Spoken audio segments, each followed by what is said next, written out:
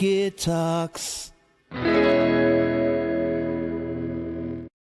Okay, so to be honest, we were on what we thought was on the air for about 8 minutes. And then I went to the page to Nothing check wrong it with a warm-up, man. No, There's we had a nothing little wrong with a warm-up. warm-up. It was the layup line. And if you watched it on YouTube and it came up for 7 minutes, we apologize, but our other feeds were all knocked off. So we had to restart. Good morning, everybody. Good afternoon, I should say. It is Mickey Talks, brought to us, by the way, by Barnes Paving, which go. I did not do in the practice round. See? BarnesPaving.com. Give them a call if you need paving. 443-243-3710. They are amazing. That's BARNES paving.com. They do everything. Commercial paving, residential, driveways, seal coating, anything, crack filling. They're incredible. They serve the whole Maryland area. Give them a call. No job too big, too small. They can do it all. BarnesPaving.com. Now joining us in the studio, Matt, I'm getting right into it because Let's do it, yeah. Well, yeah, it is my good friend and fellow comedian, Larry Lancaster. Welcome to the show for the second time, Larry. Thanks for having me, brother. Yeah. See, that's worth the wait. I got 2 shots in one day. Yes. It And feels like deja vu, man. yeah, but only everybody heard one of them. Right, That's the right. problem. We met before the show. I'll recap. Met your beautiful wife, Kay, Yes. who I called Trinity for no reason Trinity. whatsoever. She's dressed like a Trinity. And you said that. That's a Trinity outfit. Like she does poetry and cafe bars. Now, I got to ask you, Larry, I talked about this on the practice round, but you've always been a very handsome man. Thank you you, are brother. a handsome man. Thank you. And I know you have a very beautiful wife, right? Yes. Do you two plan on children? Well, no, because Okay, I'm good. too old to do that now. Okay, good. I'm And- not having and my own you're- grandkids. Right. And but you're both two. I don't like when two really good looking people have a kid, because they make like super babies. And it's just not fair for ugly guys like me. Well, sometimes the baby is not as good looking as the Yeah, expectation. that happens. By the way, the ugliest woman I ever met, both her parents were great looking. Wow. It was like one of those things you wanted to walk in and just look at the parents and go, what happened? Right. Who's lying? Yeah, who's lying here? Yeah. Which one? That's a mailman, Which baby. one of you Right. banged me? But Mickey, you always did pretty good, man. I remember your ex, and she looked like a Jamie Lee Curtis. She was. remember. I have been very blessed with women in my life as far as attractiveness. Mhm. The sanity part is where it gets a little goofy, but I'm the Yeah, worst. yeah. I'm the craziest son of a bitch anybody knows. My wife is absolutely certifiably crazy, but That's- in a good way. That's why. Listen, Yeah. I've said this for 56 years, or however long I'm allowed to say shit out loud. I truly believe this. If you have a woman and she's very stable and she's nice, Yes. but you got a woman that wakes up sometimes on a Saturday and she's cutting the grass for no reason, and it's like the grass only an inch tall and she's out Right. there mowing it. That's love right there, man. That's where you start going, oh, she's a little bit crazy. No, This is my fun. wife is I know not to play with her. I learned very Yeah, early. yeah.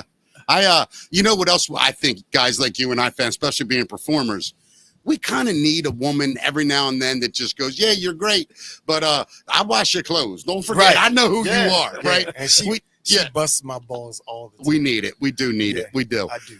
How much are you working now, man, comedy-wise? Are you getting up a lot? I work pretty. It's not as much as it used to be. Yeah, Because I'm really getting to the point where I love being at home, I get it, man. and the finances are set where I don't have to do it. Yeah, I mean, that's God Right. blessing me, but I still love to do it, and every once in a while, I have shows here Yeah, and there, but yeah. it's before. I'm gonna tell you what happened during the pandemic. I really got a chance to slow down, and Yeah. I enjoyed it because Yeah. before the pandemic, it was like every night of the week, Yep. every weekend, and I always felt like shit. If I'm not busy, I'm not productive. And then I got to really enjoy life, spend time with my son, spend time in the house, and I was like, okay, when the pandemic is over, if it's ever over, because there was a time when we didn't know if that was Right. life forever, right? I would say I'm not going back to the rat race. You know what the COVID did for me, though, speaking of performing? When COVID hit, after about 4 months, it dawned on me that nothing in my life changed. I didn't leave the house before then. Right. I hated people before then. I wasn't doing comedy before. I was in a bad spot before Really? COVID. COVID made me go, wait a minute. Something's up. I don't even give a shit that this stuff's Right. going. Were you not doing comedy in 2020? When all that hit, I was at the lowest point I'd ever been in my life. Work, everything. Just like I was checked out mentally. You guys got to remember, man, I had a 30-year run of just 100 miles an hour every day of my life. So when it slowed down, which was depression, it didn't slow down. I slowed it down. I just checked out for a while, man. And then recently got back into it. You know what I mean? I feel good again about everything, you know, but I think back on some of those times. I remember you're doing a late show. Remember the midnight shows? Yes. I was telling my wife about this at the Comedy Factory, the old Comedy Factory. Woo! You had to do 3 shows on Saturday. It was brutal. It was brutal. 8, 10, and 12. Yes. And that 12 o'clock show, let me tell you something. This is no lie, Matt. I would headline them a lot. As the headliner, I would be one of 4 white people at the late show.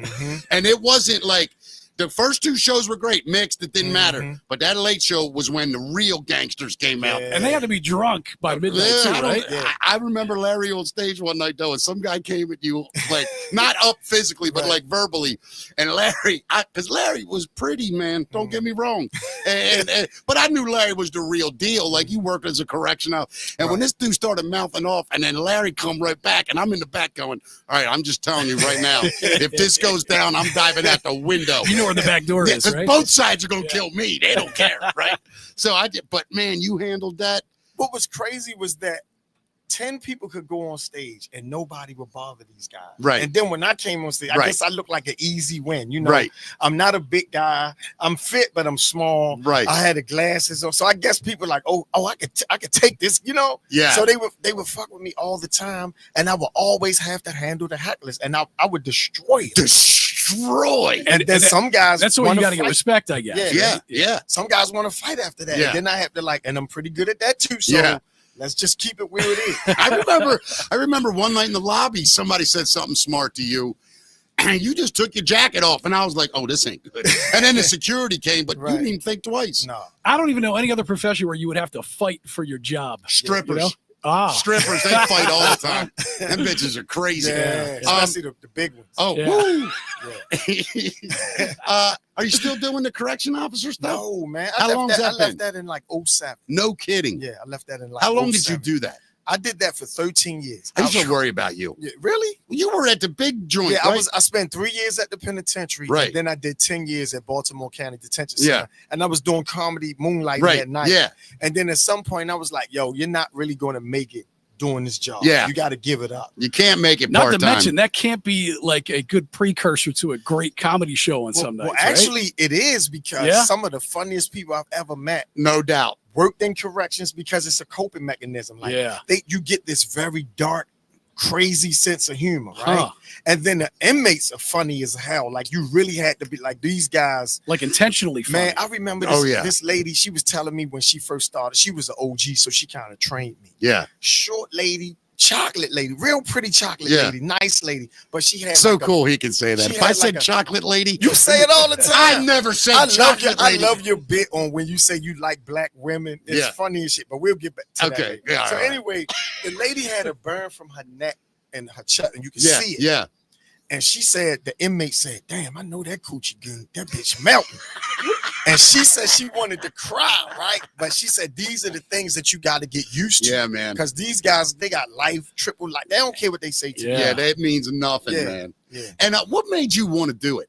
First start doing comedy? Well, I was just getting out of the military. I was 23 years old. I had no job prospects. And of course, you know, the recruiters lie to you and say, hey, man, when you do this job, you'll be able to transfer it. Right. So I said I wanted to do something in computers, right? So I'm thinking, shit, computers was the wave. You got to think this is in 89. Right. Yeah. So I'm like, well, that's the future. So I was do something in computers. They put me in field artillery with a computer. Like you use the computer to blow shit up. Now, how does that translate to regular life? Hey, by the way, the guy running our IT department right now just spent 4 weeks in Fallujah. Right. He's fine. Right. Saudi Arabia, Persian Gulf War, all of that. I did all that. You were there. So, but it was it wasn't like I was doing hand-to-hand combat. Right. But it got pretty dicey at some point. And so when I left, I had met my wife in Germany.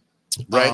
I told all my Nubian queens, they used to say, don't go over there and marry none of them white girls. Right. And I'm like, no, I'm Malcolm X. I love my sisters. And that's exactly what I did. I found the most beautiful. She was Croatian in Right. Italian, and it was like love at first sight. She was a great woman. Yeah. And we met, fell in love, and so I came back and I had to get a job. Yeah. And that was the first place that Did called. she come with you? Yeah, well, I eventually sent for her like a few months. I saved up money. She lied to her I always parents. wish I could have said that as a Yeah. grown man. Like, I sent for her. You know what I mean? They Well, you always white- sent. You They white always, guys, you do it all the You're gonna get time. smacked You for have that, mail man. order brides all the time. Like, Mickey, I don't know why you're saying that. I know some old Vietnam vet with a 23-year-old Vietnamese wife walking around in Columbia I'm telling Mall. you right now, my next wife. I've done it twice. Mhm. If I do it the third time, I'm telling you right now, she's about 93 years old. Right? She got a cough. Yeah. And she got a bunch of money, and it's all going. You know, we Right. got to take one sex. right. One time she has sex, she's gonna die. And she'll go I'm out in. with a smile. I'm in. I am in. Hands down. So that's how I ended up doing corrections, and it was supposed to be like a temporary thing. And I used to hear all the old cats say, "Man, when I first started, I was going to do this shit for a year. Yeah. I'm here 23 years, you Yeah. know." And so at some point, I just had to go. Think about Ricky Shackelford. Yeah. How long Ricky been doing it? man? Ricky's been doing it for like I think 40, 50 Yeah. years. I got 40 under my belt now. yeah. This yeah. year marks 40. Really? Yeah, man. That's great, man. No, it Listen, ain't. people don't know this. I'm still doing it. This guy was Joe Rogan before Joe Rogan. Stop it. I'm telling you. Nah, come on. I'm telling you, he was. I mean, we knew who Joe Rogan was, but Right. we didn't know Joe Rogan was a comedian. Right. We used to see him on X Factor, Right. and then found out later he was a comic. But Mickey, I'm telling you, a rock star. Oh. Like we would go up Westminster, all the Trump country. Anywhere where you see them, they got flags on the porches. Hey, and let me shit. ask you. All right, this is a great example. You're a great example of this. So you are a real, I mean, I say it this way for people to understand. You're a black comedian. You talk Right. about the black experience Right. a lot, that whole thing. You came and did years with me on the road for all them hillbillies. Right. How'd they treat you? Hey, man, Am I lying? it was wonderful. It's incredible. Isn't it? Sometimes it's scary. Yeah. Like motherfuckers invite you to their homes. Like, hey man, come on, you don't have to drive back. I'm like, no, I'm good. I'm good. Aren't they great But people? no, great people. It's incredible, Great man. people. Yeah. Great people. Yeah, and Real cool people. And it was funny, like where I grew up, you know, in the city, like I had a black experience. Like so I did go with black audiences. Right. We did black shows together. Mickey, that's why the black comics, see, people don't know this. Right. There are two sides. You got the mainstream side, then you got the urban side. Right. In comedy. Yeah. Urban really just means black. Yep. Mainstream means white. That's Or exactly what black it is. people who hang with white people. Yep. So when you do the urban side, it's different. The cadence is different. Everything. Because black people, everybody in the audience think they're funnier than you. So you got to win them over, right? The mainstream audience, they even when they're rowdy, they still appreciate the fact that you got the balls to do it. Because no matter how funny they think they are, they know they can never get on stage. Yeah, you can't tell a black audience, so you come up here. Right. Because And everybody they'll will. come. Yeah, there'll be a head that seat. I've made the mistake and offered the mic to some people, and next thing I know, they were on stage snatching the mic out of my hand. So yeah, but Mickey, the black comics always love Mickey because a lot of the mainstream comics, they can't do black rooms. Yeah. Guys like you were like the pioneer of the shit. Mickey could come in the blackest room and kill it. Yeah. I mean, every time I seen him do it. Well, didn't you play Harlem? Did you? No, I played in Harlem. It's a weird story. I got to explain that story one day. Yeah. But yeah, I mean, I did everything. I love doing it. Black rooms were my favorite. And Justin Justin Slade was another awesome. one. Justin Yeah. came up with us Yeah. and learned. And Justin has one of the most unique streams of consciousness. It's wild. It's Yeah. amazing. Yeah, It's and amazing. I used to love doing black rooms. They were my favorite rooms. I mean, I loved them. Here's why I love black comedy. And the truth is, my biggest influences in comedy are black. Yeah. I mean, when I was a kid, I learned Richard Pryor, Red Fox.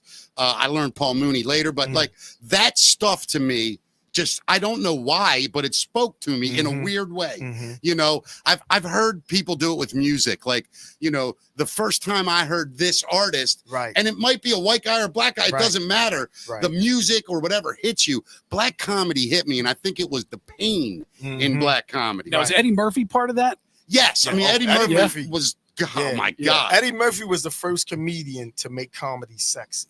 Yeah. Yeah, I agree with that. Comedy was never like He was the first rock star he comedian. was the first. Well, Richard was a rock star, but But in a different kind of way. Yeah.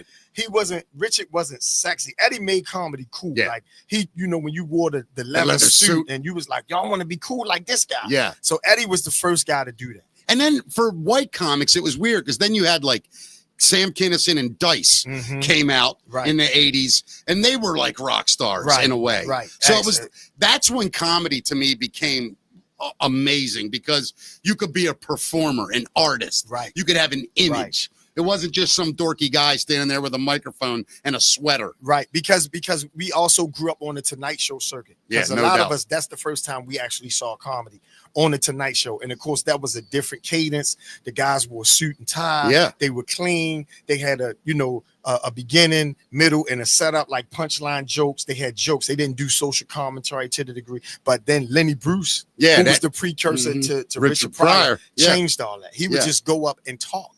You know what I dig about you, man, and it's true. And Timmy Hall's the same way. I can name a bunch of guys, but as far as black comedians, you guys understood the whole arc of it, where it started, who grabbed it, where it went. You're comedians. Doesn't matter if you're black or white. Like me, I'm a comedian. I love it all. So all right, we can't go down comedy lane. I know, because I'm about to bring up Gary Shandling and all these other guys. God, I could do this. Yeah, so. Yeah, you and I are students of the game. Speaking of students, how old's your son? My son's 22. Wow. And for people who don't know, I have a son, a beautiful, he looks like a Greek god, and he does ballet. I met him at Magooby's when you brought him up to see me perform 4 years ago, whenever that was. And I said to Larry, I said, man, your son's a good-looking boy. What a good kid, right? Manners through the roof. And he's a great kid. And I said that. I said, what a great young man. He goes, you should see him dance, right? And I'm thinking, what are you talking about? He goes, he's a ballet dancer. I said, no shit. God damn. How'd he get into that? Well, he got into that because he actually started dancing as soon as he could walk. No kidding. He started doing hip hop. Then that evolved into, he did a Michael Jackson routine. He would wear the outfit, had the white glove and everything. He got so good at it. By the way, so did Larry. He's trying to hide it and pawn it. That's where the kid got. He went in his father's closet and stole the costume. I can't dance at all. So he started doing this routine, and he started getting booked. For kids' parties and fashion shows, and he got really great at it. So his mom said, I'm going to sign him up for ballet at Peabody just so he can have a base. We never thought he would stick with it because he was doing hip hop and all that stuff, and he ended up liking it. This is when he was 9 years old, and he stuck with it. Then he when he got to go to high school, he went to the School of the Arts. Got trained. He still was going to Peabody. He was an athlete. He could play baseball, all these different things. He was doing but he karate, just loved it. But the ballet took up so much of his time, he just had to devote everything to it. And is he still doing it? Oh, yeah. He's in Seattle. He's a professional dancer now. He's at the Pacific Northwest Ballet. So after, while he was in School of the Arts, he got I hope I'm not boring people with this shit. No, this is fascinating. I love talking about my son. He got accepted into a 2-year apprentice program. So he was still a junior. So he had to finish his, and this all happened during the pandemic. So we had to ship him out there, take him out there, get him on an apartment, which was $1,400 a month. My goddamn rent wasn't $1,400 a month. And so we had to get his furniture, everything, and we had to leave our baby in Seattle for 2 years by himself. And did all right. And he did it. He did it. How old is he now? He's 22. Wow, that's such a. I can't, because my boys right now are 18, 21. My daughter's 22. I can't imagine driving my sons across the country, getting him an apartment and saying, all right, good luck, buddy. That's got to be grueling as a father. That's basic. Well, as a father, it's a little different because, I went in the military kind of. Yeah, we know we can do it. Yeah, but the mom, the way she handled it, and she taught him how to cook. She taught him all these different things, and of course, him being with me, learning that we had confidence knowing he would be okay. But you still worry. Yeah, that just means you did a good job. The fact that he was able to do that. Yeah. I'm happy for you, Larry. I think you're a good man anyway, so of course you're gonna raise a good boy. So I was dating this young lady, and I had a big poster of my son doing like a split midair, right? And so she was like, "Why you got this guy on your wall?"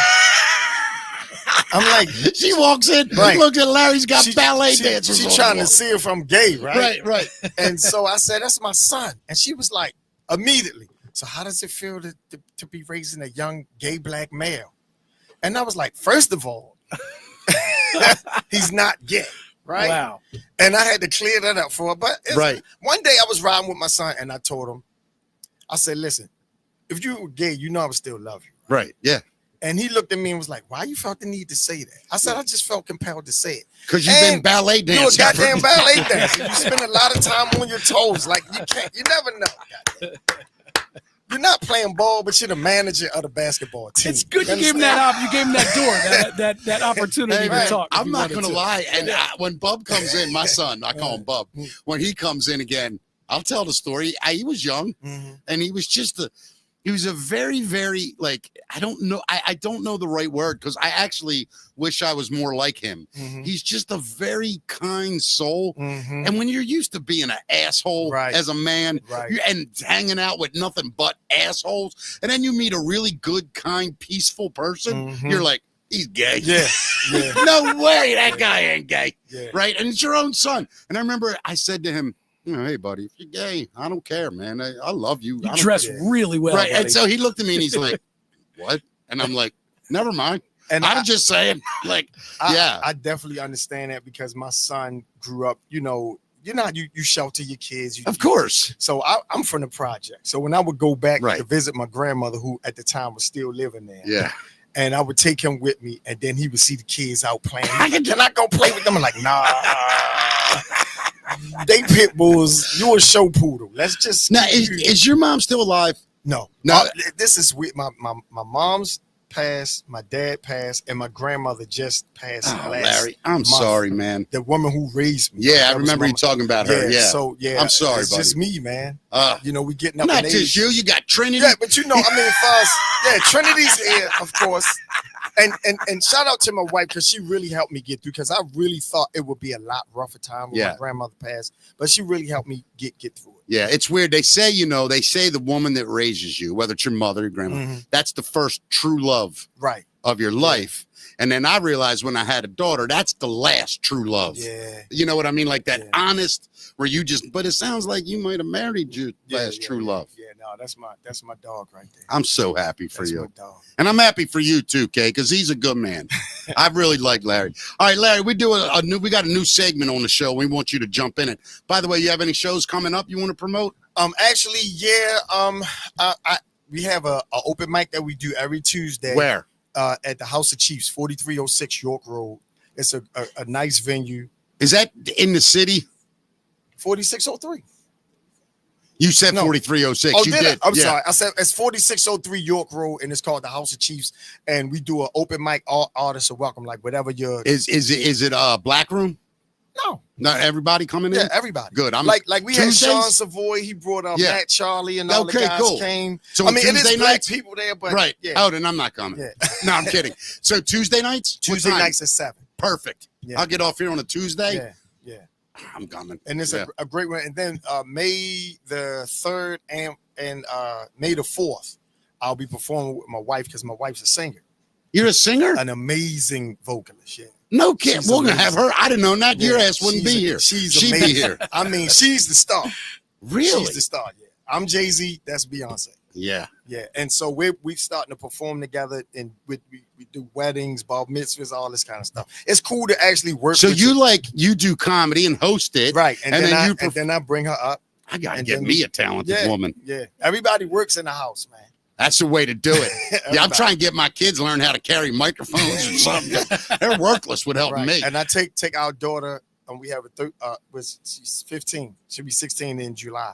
And I take her to the radio station with me, and she's learning the equipment and all that stuff. So man, that's awesome. She's an actress. She actually goes to the School of the Arts. What is it with you, Larry? You have sex with women, and then you just produce movie stars. What the hell is? I might take a shot with you, Larry. See what happens. No, listen, this is a new segment. We are looking for a sponsor for this segment, by the way. So please reach out. If you want to call us, you can call us anytime. 443-626-7111. You can give us a call here in the studio. But right now it's a new feature we are going to call Matt's Music Minute. Now it's just like, it can be historical. It's just music news. It could be anything. No music, though. Just stories. So, Matt, take it away. Yeah. And we're going to get a sponsor for this, Looking for a sponsor for this. So, our first story, Keanu Reeves has been cast as a villain in the new Weezer movie. Did you know that Weezer was doing a new movie? No, Larry, do you know who Weezer is? I've heard of them. They're like the whitest band No, I've heard of. Yeah. I remember. What's it? Janine Garofalo had a punchline. About Weezer. Yeah. But anyway, they're a good band. I like them. They're doing a movie about them. Yeah, so Keanu Reeves is set to play a villain in the upcoming Weezer movie. He's confirmed the movie is a real thing while appearing at Coachella last weekend. The Weezer film will apparently be like a mockumentary-style movie. Oh, cool. Okay. So it's about the rivalry between the band Weezer and Dogstar, which is Keanu's band. You remember Dogstar? Yeah, of course. I saw them at Bowhager's. Yeah, Keanu came to 98 Rock. Yeah, I've met him. What it was, early 90s. Yeah. And hung out. Wouldn't let us talk about movies at all. All Music. he wanted to talk about was Yeah. Dogstar. He was a bass player in Dogstar. I tell you, I've met him a couple times. He's truly one of the nicest human beings. Yeah, you some people you could tell, and it sounds like a very good movie. Yeah, I want to see that. Yeah, Definitely. they're saying that it's going to be along the lines of Scott Pilgrim versus the World. Yeah. And I don't know if you saw the Weird Al Yankovic story. I love that movie. They're going to kind of comparing it to that. Johnny Knoxville is going to be in it. Juliette Lewis. Eric Andre, Ben this Schwartz, movie's going to be huge. and of course Weezer will also be in the film. Yeah, this movie's going to be huge. I want to see it. Yeah, hell yeah. And just for the record, I thought Maroon 5 was the whitest band to white people. Really? I don't know, man. Weezer's probably up there. You think Maroon 5 is white? Black people love Maroon 5. Right. But I hear white people complain about Maroon 5 all the time. You know why? Because it's got soul in it. Whenever music has soul, white people go, I don't like it, damn it. I'm moving my pelvis and I'm not even trying. That's what happens with white people. Like country music fans are standing there. And the problem with country music, when you dance it, you just do everything in line, right? Everything together. You hear black music and your body just starts moving. You go, wait a minute. I'm not in control anymore. That's what happens. That's why everybody freaks out about black music when you're white. Right. I love it. My boys know. Like my boys, 18 and 22. Ready? I'm in the car last night. We're driving to the store and back, right? Two boys and me, and I let them hook their iPods up all the time, and they play music. My first one puts on Sam Cooke, 22 years old. Wow. And I look over and just said to myself, that's me. That's not your mother. I know where that came from. Right? Then they take turns. The second one puts on Earth, Wind, and Fire. Wow. I'm like, yep. I raised a good, solid black family. I love it. I did. I raised a good, solid black family. And nobody's stopping me. And look, here's what's crazy. Our daughter loves Doris Day.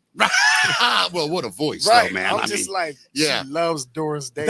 You know what I've said, Larry, you and I are proof of this. I believe Timmy's another one. Lonnie. Lonnie. When you get around dudes and you all had similar upbringings, I have found my love from black music came from my black friends. And my dad liked black music. But like when I was young, I'm listening to Led Zeppelin and Duran Duran and all that stuff that all my friends listen to. And then other guys in the neighborhood turn me on to Run DMC and LL Cool J. And it's like next thing you know, you find Prince and you're like, that's the greatest musician that ever lived. I don't care if he was purple. Right. Yeah. And you just realize music is so much bigger than society. Yeah, it shapes society. Nothing moves people the way. I mean, comedy is great. Music's the ultimate communicator. Is a whole different animal. And I grew up on the soft rock stuff before they had black radio. Right. So we had to listen to Helen Reddy and Captain and Tennille and all these different artists. So, I grew up on this stuff. So. And you're a fan. Like that's the thing. When you become a fan of things that you didn't know, it just broadens your mind into a place. But I want to show you something funny. So like I was talking about, look, Larry, if I would have introduced this to you, give me 1 sec here. And when say we were in our late teens, early 20s, we're hanging out in Baltimore. Ready? If I said, hey, check this song out, you're lying if you don't say you're running.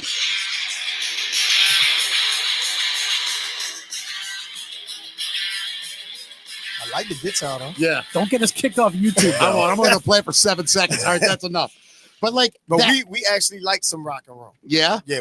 She loves rock. That's because she's a musician. Yeah, she's a musician, but I love music too. So we love as long as it's good and it sounds good to me. The genre. I'm gonna give both of you right now, and you're gonna say, I don't know where this white man came up with this, but I'm gonna tell you to look up Red Clay Strays.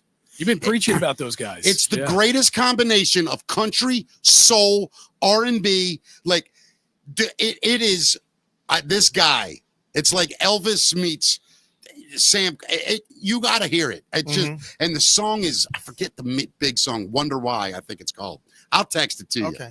Red Clay Strays. You're going to thank me later, Kay. Yeah, Red Clay Strays. They're just really cool. Guy's got a great voice. It's soulful. If I listen to them, I'm like, Mick, these motherfuckers suck. All I'm right, telling you, they're great. I'm going to say they're And great. you better call in the show and just say, hey, these motherfuckers suck. I'll do. Okay, I'll owe you that. So, Matt, what else we got, buddy? Well, today is actually the day that we lost Prince 9 years ago. That's right. 2016, April That's 21st. right. Yeah. Yep.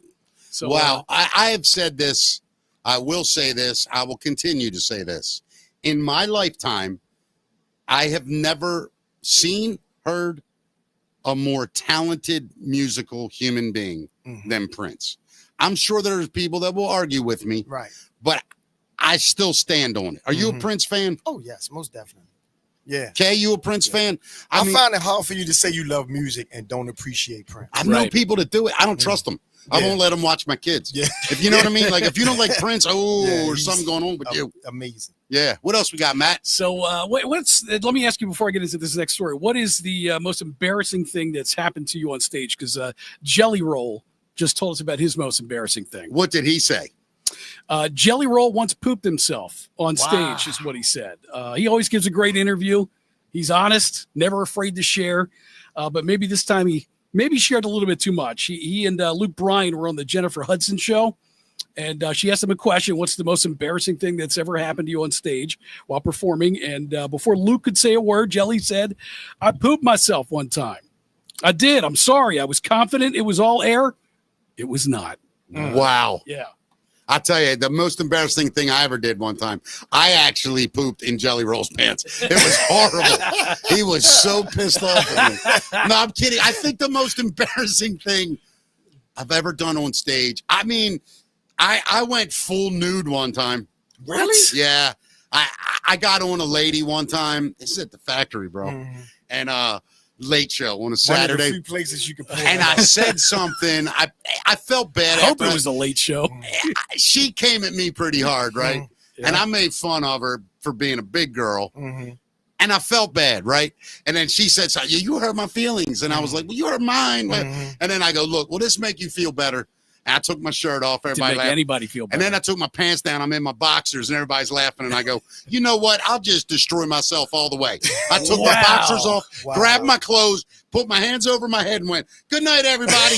And remember the back door right out into the office? Yes. Yeah, I did that one night. I was on stage for about 14 seconds, totally nude. Oh, Yeah, wow. and I'll never forget Wow. this. About, 6 weeks later, I was back, headline. It might have been longer, 2-3 months later.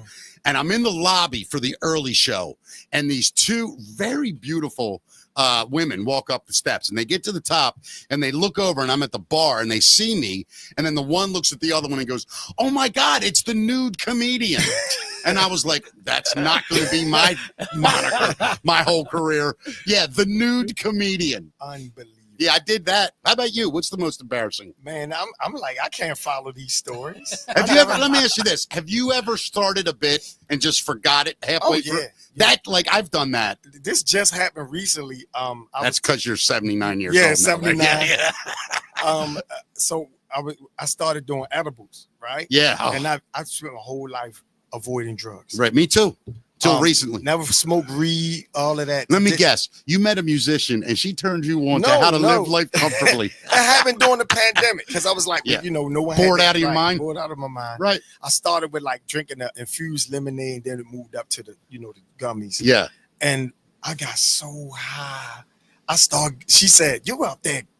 My wife was like, "You were fucking glitching."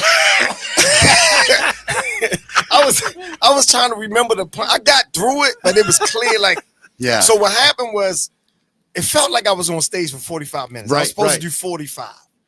So I get off, and the guys was like, "Man, you got off too early, man."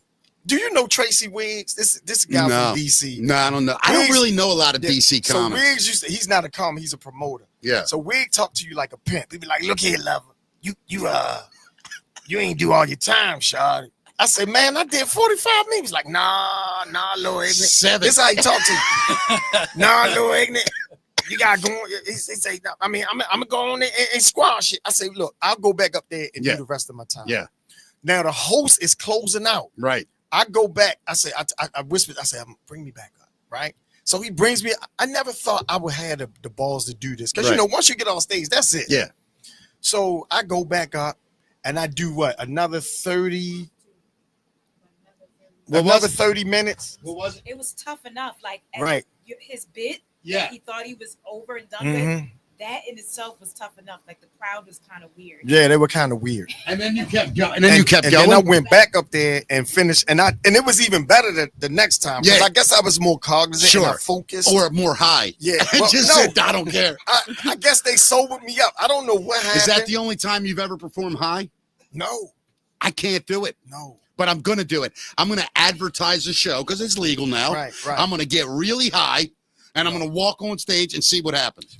So when you get high, how would you do it? There's a YouTube video, by the way, of a comedian doing an entire set on LSD. Oh, wow. See, I could not do that. I couldn't leave the house if I was around. I can't do the shrooms. I can't. Yeah, see, that's where the black comedian in me comes in. I'm not doing white people drugs and then performing. You know what I mean? LSD and acid. I had to work my way up to be able to do it with the edibles. Really? Yeah. See, I've gone on stage, like I'll hit a pen in the parking lot, walk in, you got 40 minutes, 45 before you're even on, when you're closing, maybe an hour. And I'd sit and I'm like, I'll be fine by then. And, when you're 30 minutes in and you're like, all right, I got 30 and you hit it again. Then I walked on stage one time and it was like, I was like, whoa. Because the way my brain works is weird in the first place, then getting it high, and the stream of consciousness. Not that what it is you're trying to collect the thoughts, and they come so fast, and so you want to be able to verbalize what you and think. Process them, but the stream of consciousness, it just opens up that creative door. Some of my best bits I've done when I was high, but the hard part was, can I still do this sober? Then you get to that point and I see how people get drug habits. All right, I'm gonna take a shot here. I'm gonna risk a shot because I wrote a joke recently. It's a black joke, but I don't know if it's too much, but you're the person I trust. And let me tell you something. Mickey, you've seen me go at it. Yo, let me tell you something. He has this bit about the N-word, right? And you know how sensitive we are about that. So Mickey was like, look, this is don't do this bit on this air, please. Don't do the bit. Don't do it. Can I give him the premise? I won't do the bit. Okay, go ahead. It's the McDonald's one. Where you was like, just put it on the menu, right? So it was basically and this. Charge them. I said, what I said was, black people, if I were you, what I would do is I would open up a hamburger joint and I would only serve one thing and it would be called the Mick N-word. Right. And you don't even have to buy burgers or nothing. Right. White people would just come in and pay to just order it and leave. And so he does this bit where he's like looking at the menu like, I think I'll have the...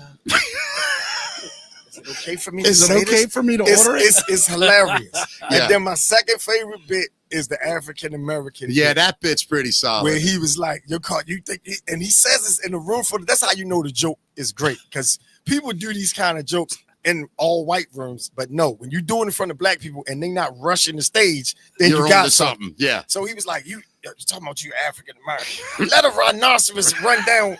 What was Howard Street? Pratt Street. And see if your ass still African American.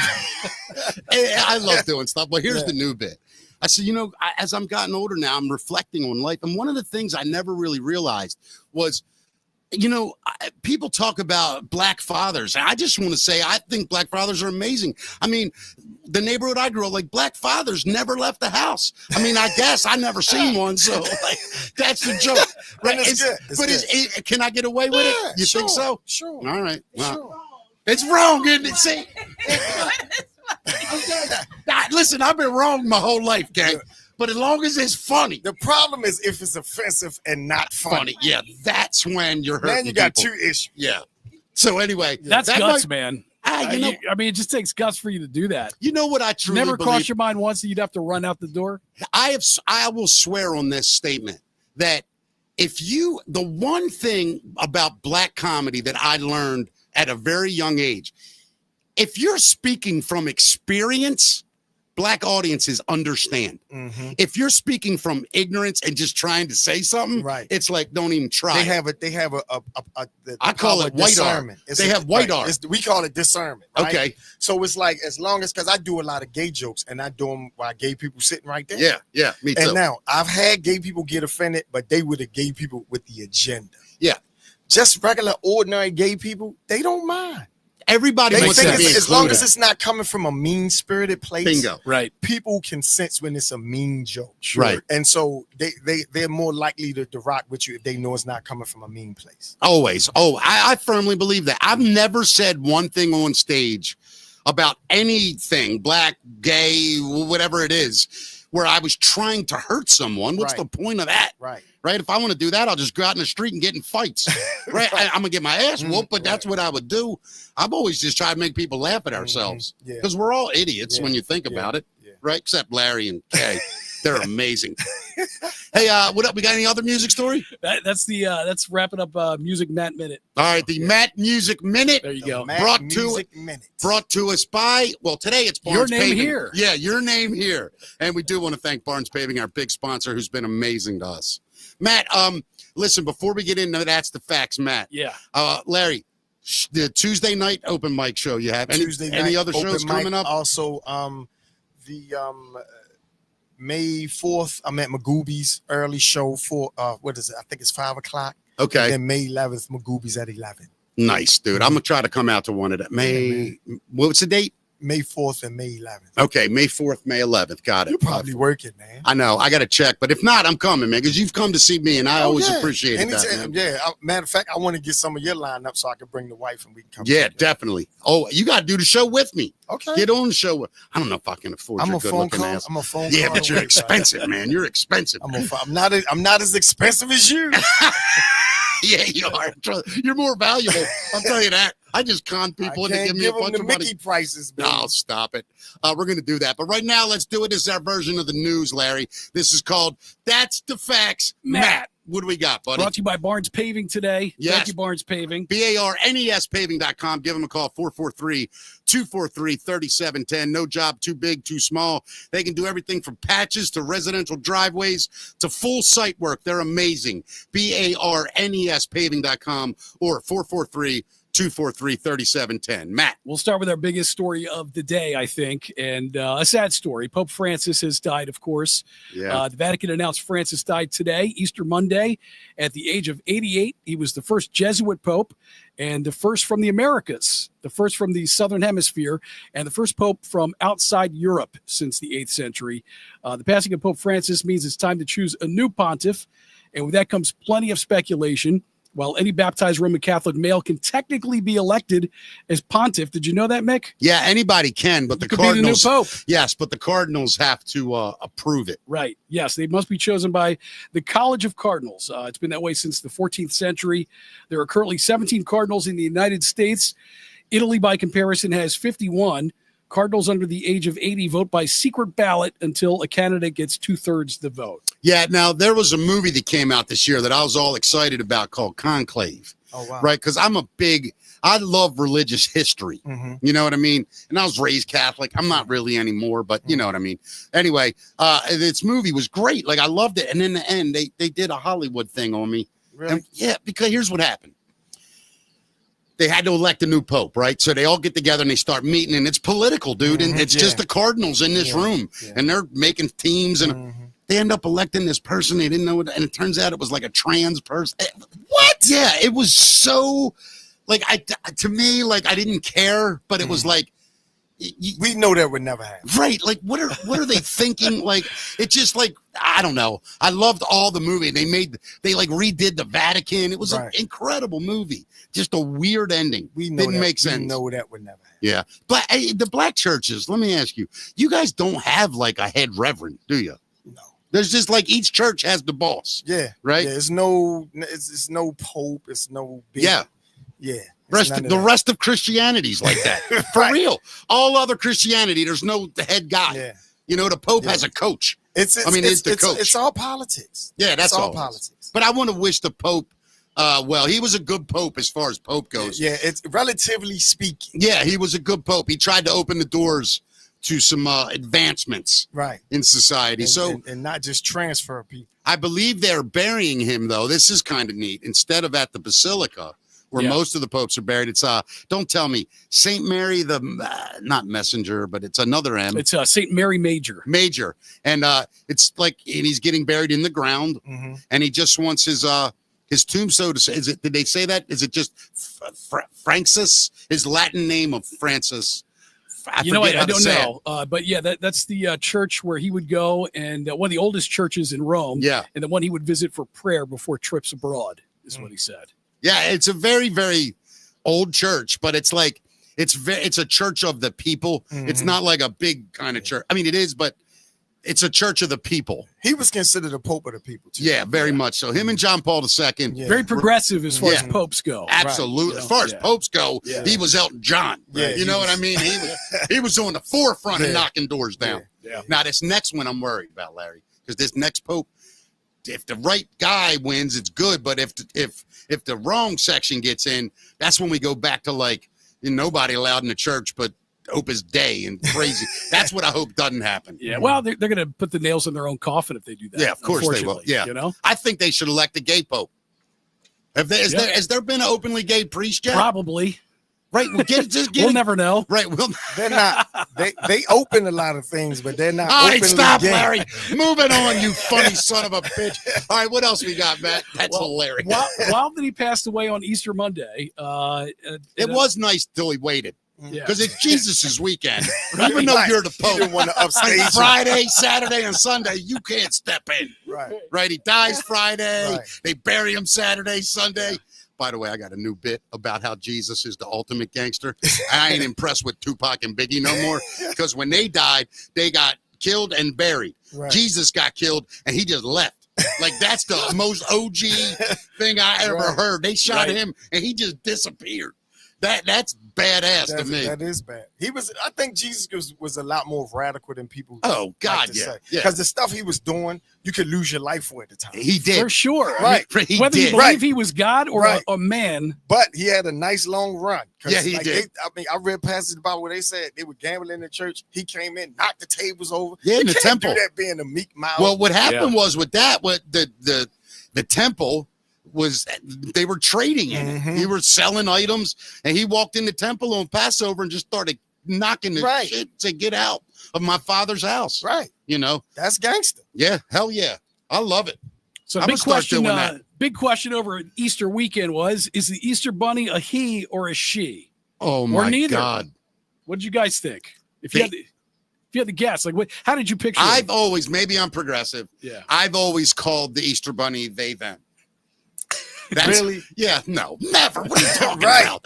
It's an Easter bunny. Who cares what it is? I think we assumed it was a. Yeah. But I did for sure. Given that Easter really is a holiday, a pagan holiday about fertility, it's probably a female bunny. Well, see, I looked at it different. I looked at it like the male bunny was bringing the women gifts to honor them. Right. I don't know what I'm talking about. Total bullshit. So here's how the online poll panned out. 32% said male, 5% said female, and 64% said neither or never thought about it. And here were some of the comments. They said, I think there are multiple Easter bunnies, one person said. Somebody else said, if gender isn't explicitly stated, then just assume it's male. That's I bet a man like wrote that. I go. Yeah. Except for boats. I don't think boats are female, right? Don't you? She? Yeah, we always refer to boats as she, don't we? Yeah. You know why, right? Never mind, I can't make this joke. No, you have to now. No. It was too hard. It was too far. Too far. Somebody else said it's a bunny, so it doesn't really have a gender.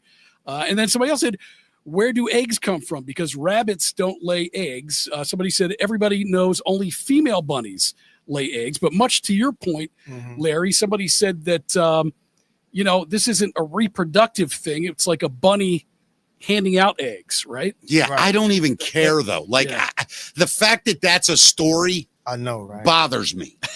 Let me go a little further. The fact that it's Easter, that's the day Jesus, rose from the dead. Yeah. And somehow we turned that into jelly beans and chocolate. We do it all the time. It's crazy, right?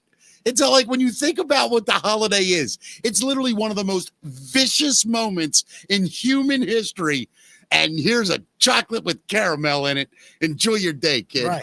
I love it. If somebody's making money, yeah, I'm gonna be a bunny next year. That's what it all comes down to. Always. Well, some adults had fun over the weekend as well. The Belgians in the town of Lasny decided to ditch the traditional Easter egg hunt for an adult version. Thousands gathered in the garden of an ancient abbey ready for a beer hunt. All right, I dig it. Yeah, the idea was to scoop up as much beer as possible, with one person finding the gold bottle. That prize turned out to be their weight in beer. The event was dubbed the largest beer hunt ever. I like that idea. That's because eggs are so damn high.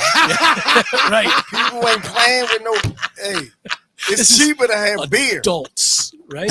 Cheaper to buy a 6-pack of beer than a dozen eggs. A Hennessy hunt next year. That's cheaper than the goddamn carton of eggs right now. Hennessy hunt. You know somebody's gonna hide a Grim and Yay out there, piss off all the black people. Right, that's what's gonna happen. What else we got? So out in Orlando, this is what they were doing for Easter. This is pretty cool. The Orlando Bomb Squad did an Easter egg hunt for visually impaired kids. They built special eggs that made a beeping sound so they could find them. The event was inspired by a first responder's daughter who's visually impaired.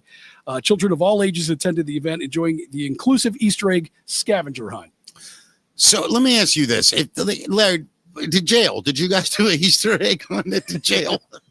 We hunted for knives and contraband. That's what we used to do. What's the craziest thing you ever found in a cell?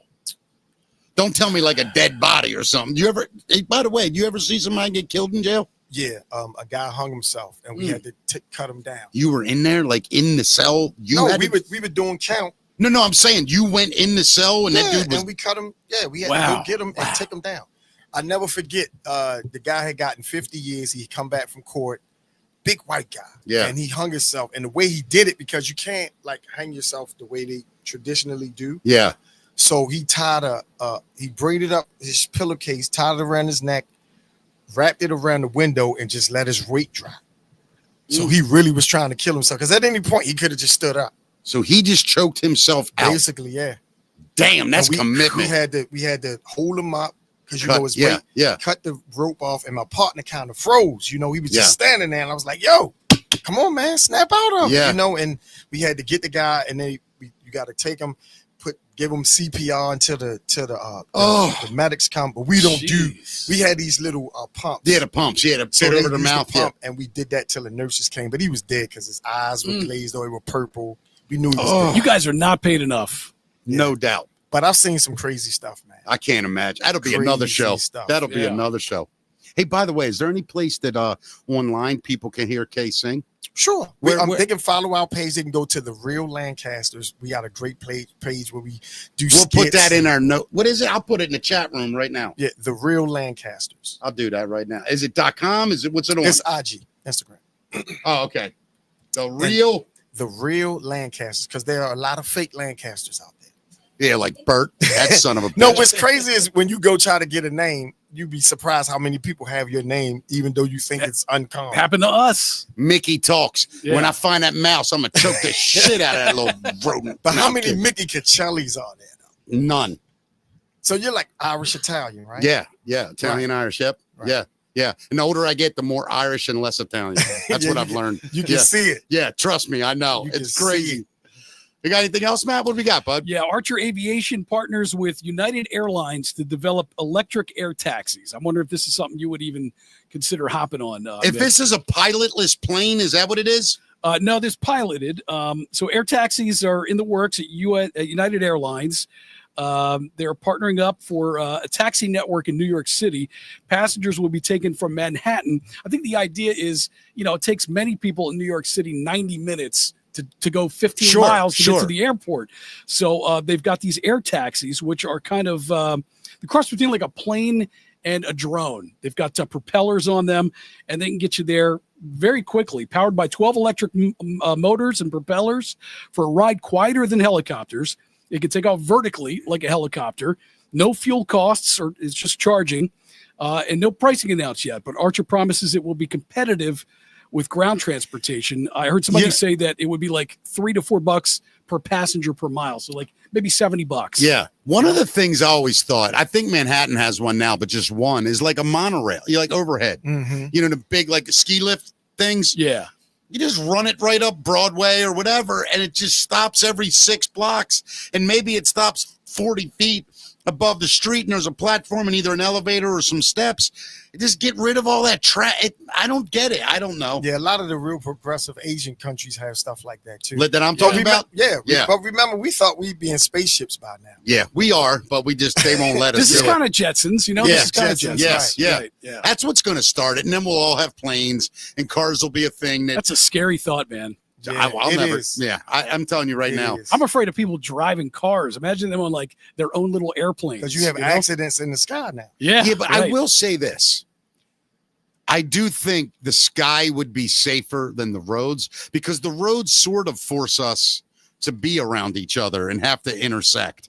But if you kind of know that you just have sky lanes, and that, you know, they could do it with balloons, things like that. We just stay right here. Nobody's going to cross you. Mhm. You just, if you don't run into the back of someone, you're safe. Right. You know what I mean? I don't know, but I think it's coming. I won't be doing it. Yeah, me either, Larry. No? We're gonna be them two old guys sitting in the park. Look at these crazy fools riding across the Still road. driving Yeah. my Cadillac XT5.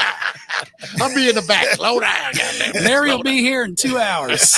down. Yeah. So there's new signs of life found on a distant planet. Did you guys see this story? No. Scientists made a major breakthrough this week in their eternal search for life beyond Earth. Using the James Webb Space Telescope, researchers have identified gases in the atmosphere of a huge exoplanet located 124 light years from Earth. These gases can only be produced by biological processes and suggest the planet may contain oceans, and with that, marine life.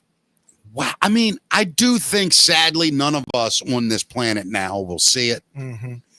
But hopefully, You think? if we don't ruin the planet and we figure out a way to live in peace and harmony and realize there's more to what we've ever seen, if we can do that part, I think our ancestors, maybe 500 years from now. I don't know, man. Stuff is moving because private but industry is involved with space but now. how do you go at the speed of light? Right. Well, we're not going to go the speed of light. So it's not gonna happen. 124 light years away. Right. So It's going to take new technology. yeah, And we've and talked. a visit. We've talked. Well, right. We've Yeah. talked about aliens. Yeah. And people in our government are already talking about space vehicles that Yeah. are not of this planet. Yeah, And once they start reverse engineering some of that stuff, yeah. it could happen. Larry, let me ask you a quick. You know that Elon Musk thing and the Jeff Bezos thing where you get in a rocket, you go up and you look at Earth. Would you do it? No. Me either, bro. No. Me. Kay, don't would you even do like it? Kay? flying. No, Kay wouldn't do it. Anytime I get to drive, Yeah. I drive. If it's 10 I'm with hours, you. Yeah. I try to drive. I will fly if I'm a little different. If the drive is more than 4 hours, Mhm. I'm looking at a flight. Right. Up to 6, 8, it's a price thing. Mhm. Anything over that, I'm flying, Right. and I hate it. Right. But I also hate driving 10, 12 hours. Yeah, I can't- I'm afraid of flying, and every time I get on the plane, I have to pray. I do all that. I Because pray in 4 yeah. different religions. I don't take any chances. Yeah, I don't even get on carnival rides No. You and I are the same. because Roller coasters, forget it. right. I've been to work before and haven't done my best job. Right. Who's to say the guy that's checking this I'm ride? with Larry. he could I be agree like, with you there. "Man, I Yeah. don't feel By like the way- checking it today." By the way, walk through an amusement park touring towards closing time and look at their engineering staff that's looking over Right. the rides from the day. Most of the guys look like they're on work release. Yeah. Some of them are flat out hiding. Yeah. Well, yeah. Yeah, You know, it's that ride nuts. was on like a flatbed like Yeah. 15 minutes ago, Right. right? Yeah. Just put together. So no, Yeah. It's nuts, man. can't do it. So there's been a man accused of hiding a camera in a smoke detector, and he inadvertently sent an image to the woman he was kind of spying on. Charles McGuire, 70, accused of hiding a camera inside a smoke detector to take naked photos of a former tenant of a property he owns in New Hampshire. Wow. According to police, McGuire allegedly started recording the woman at the home in 2019. Police said they first started looking into McGuire after he inadvertently sent the message to the former tenant that contained a screenshot of the woman in a private area of the home. Now, I was just in a hotel room over the weekend, and my wife she looked up at the Fire extinguisher? at the fire detector. She was like, "It looks like a camera in there," and I was like, "Nah." Mhm. And then I saw this story today. Oh, my. Did you send it to her? No, we're probably, at this point, what are we going to do about it? Right? Yeah, right. Exactly. Yeah. You know, somebody said to me one time, how would you feel if somebody, videotaped your most private moments, sex, or whatever? And I was like, I'd feel sad. And they were like, oh, you'd really be upset. I'm like, for the person that got the footage, I would be sad for. Who wants to watch me? Like, if you're going, I'm going to put a camera somewhere. It's going to be with Larry and Kay, not me and whoever I'm with. I want to see pretty people having sex. Listen, man. Anybody wants to film me, you got a death wish. Have fun. 70 years old. He's like, whatever. Yeah, I'll take whatever I can get. Right. But it is weird, though. Of course it's weird. Can you ever just go to X video? He's just the guy that got caught too. With the tiny right. cameras they sell now, it's all over the place, right? I think we're all being monitored all the time. Yeah, I don't care though. The best thing, I guess, is not to know. Yeah, I don't or just don't care. Like, I don't care. If somebody, like, they go, well, your Google search, trust me, all they're going to say is this guy's got issues. That's all my Google search is going to do. It's not like I'm looking up how to make a bomb, right? How to get young girls. It's not that. Yeah. I mean, I've put couple weird words together in a porn search. I'm not going to lie, but nothing illegal. Yeah. You might look at me and go, huh, that's different. But you ain't going to go, you're a freak, get out of here. You know what I'm saying? Yeah. I don't care about none of it. I like amateur porn, by the way. By the way, that's the best to me. You know why amateur porn's the best? I have figured this out. Because you could tell the fake porn with the actresses. Multiple camera angles. Yeah, and then no woman is that into anything. Right. At no point, like when I watch porn, I need about 4 minutes in for the woman to go, get off my hair. You know what I mean? Put some reality in the porn, right? Yeah. You can hear an old Martin episode in the background. You're like, oh, this was around 2002, huh? You can see dirty clothes in the corner, the kids banging on the door. I like all that. It's so true, but that's what I like. The chick hiding her face for the camera. You don't show this to nobody. See, I like that. I'm like, oh yeah. I like that stuff. I'm with them girls like, oh my God. I'm like, shut up. That's so fake. Shut up. I like snoring. That's what I'm used to when I'm having sex. Put my leg down. Yeah. So hold up. I like I like when the dude still has his socks on. Yeah. Like that kind of stuff. It's so real. Yeah. Them socks is important though. Oh yeah. Get that grip. Yeah. His socks on backwards. That's when you know they really get it. The heel in the front. Like that's when you know they're getting it in. But we're trying to be good Christians now, so we're gonna have to eventually get his stuff up, man. The porn is I stopped drinking. We stopped doing edibles. You're killing me. That's hilarious. What else we got, buddy? So did you guys know that it is 100% legal to be buried at sea in the U.S.? Yes. Wow. More than 2,500 Americans were buried at sea last year, according to data from the U.S. Environmental Protection Agency. There was a TikTok video shared earlier this year, and a family gathered on a boat, pushed their loved one's coffin into the ocean, and bid them farewell. I honestly think it's kind of a noble way to die. Not die, but to give your body back to the planet. You know what I mean? I think so too. You know what creeps me out is like these bodies possibly washing up on the shore. Like you're down the ocean, you're enjoying your family vacation, and Uncle Lenny shows up 6 weeks later. That sucks. No, I agree with you there. On the beach. But I do think, and maybe I'm wrong, you go out far enough, I mean, that coffin's going to sink, 600 feet. And maybe they weight you. They probably weight the coffin. They probably chain it. Right. Yeah. So like you could, shoes. They say that you could otherwise wrap the body in a sheet with some weights at least 3 miles from shore, push it off the boat, and the Navy even has a program to assist veterans of the armed services. Now, how much does it cost? Because if it's not as much as a regular funeral, I'm cool with that. Funerals are way too much. Oh, it's a racket, I think. You know what I mean? What, the funeral business? Yeah. Well, I would rather be pushed in the ocean and become fish food if that's what happens. I would just be worried. Would you rather do that than me be buried washing up on shore? Would you rather? I don't want to be buried like in the ground in a box. No, that to me, neither. I don't get. Inferno, what is it called? Cremation. I always said cremated, but now I'm cremated. thinking something more like this. But I like wouldn't mind. Back to nature, right? Let the fish. You know, another be a cool way to do it.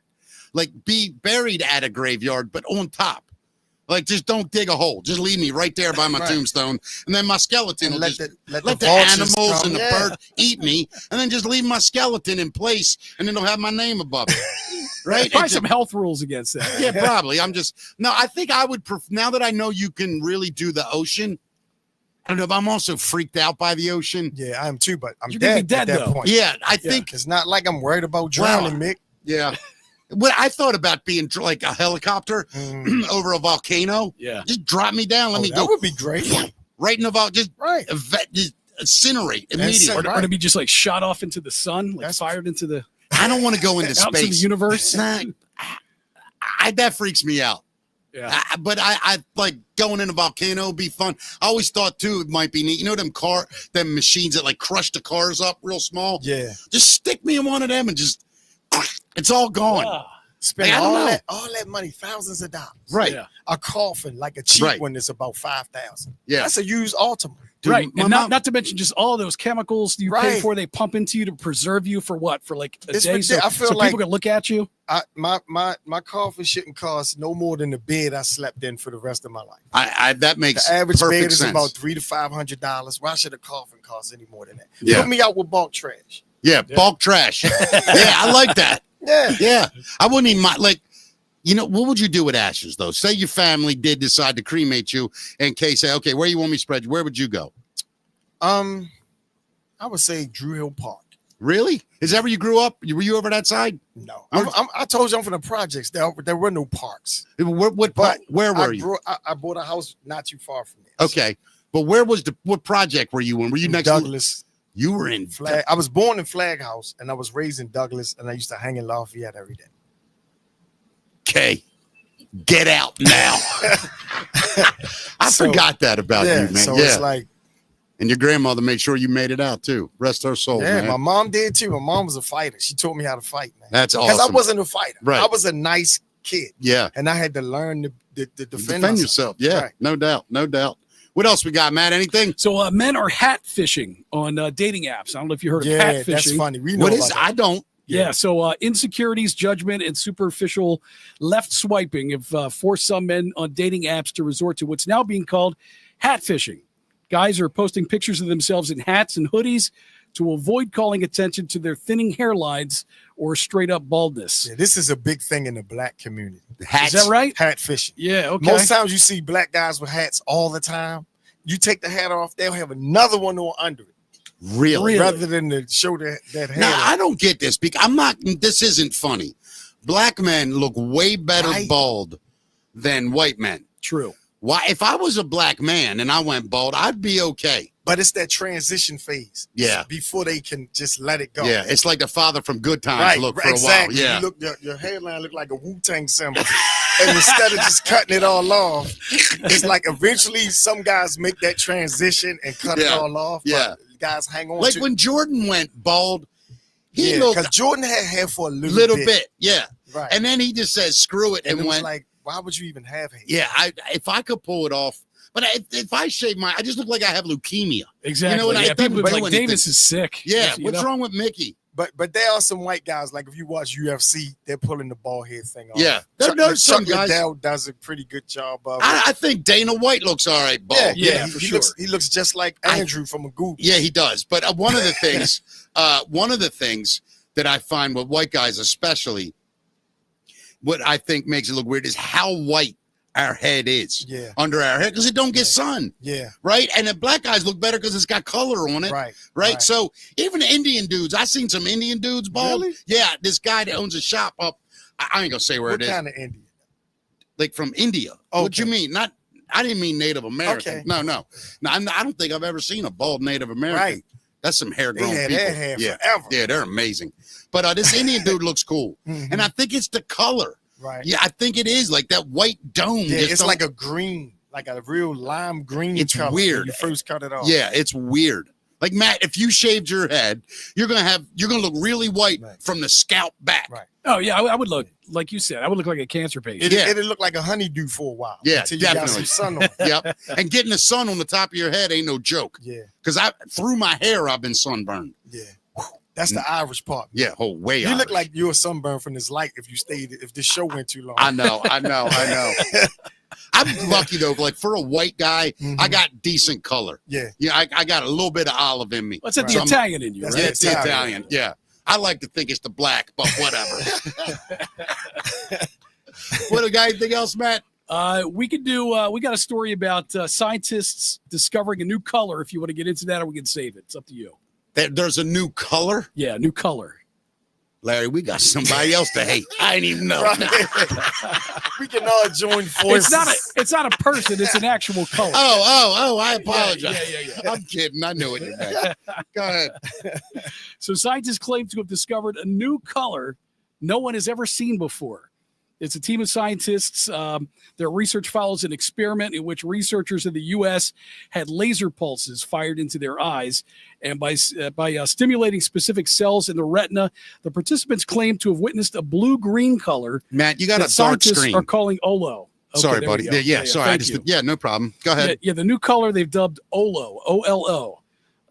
But some experts have said that the existence of a new color is open to an argument. I think they're just making stuff up. I mean, how do you? I don't understand because I've seen a full prism.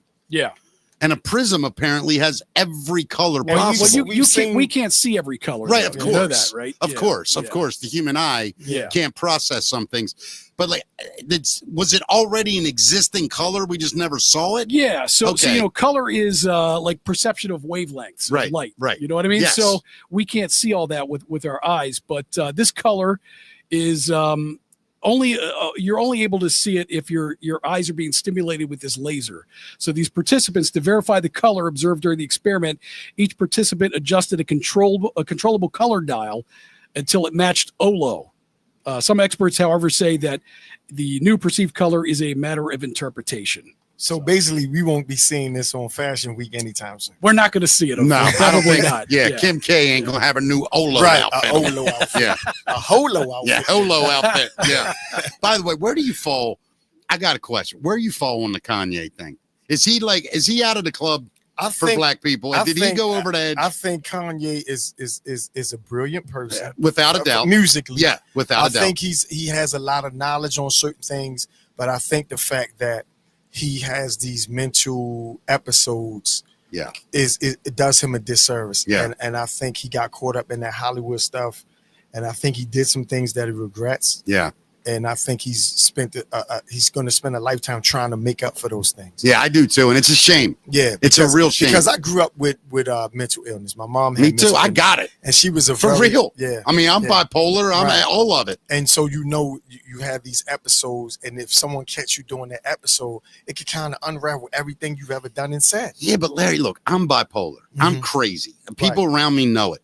I know not to take the Jews on. You know what I mean? Like, that was crazy. I'm Well- not even saying that funny. Like, why would you be that Yeah, anti-Semitic? he sold a swastika Yeah, t-shirt, like, what right? is that? Yeah, I think he had some great points about the and I want to choose my words carefully. Sure. I think he had some great points about how they kind of dominate the music industry and the media in general, and, Right. and a lot of the things that is inequity, but the swastika stuff and all Yeah, that you kind can't of stuff, do it's that. like he says things and then doesn't really back it up with any information or any proof, and most people write you off as crazy. Yeah. It kind of undoes everything you said. Yeah, well, but when you sell a T-shirt with a swastika on it, that kind of undoes everything you say. But too. here's the other thing about the swastika. The swastika has many different I meanings get it, to and I respect but you on that. it's just something because Yeah. most people are gonna associate it with that. Yeah. It's just best to just stay Yeah, away from it. yeah, I because get it. No one's really gonna take the time to say, "Oh, this meant something else." Right. Thousands of Like if years you go over ago. to India right now, you're going Right. to see them all over the place, but it doesn't mean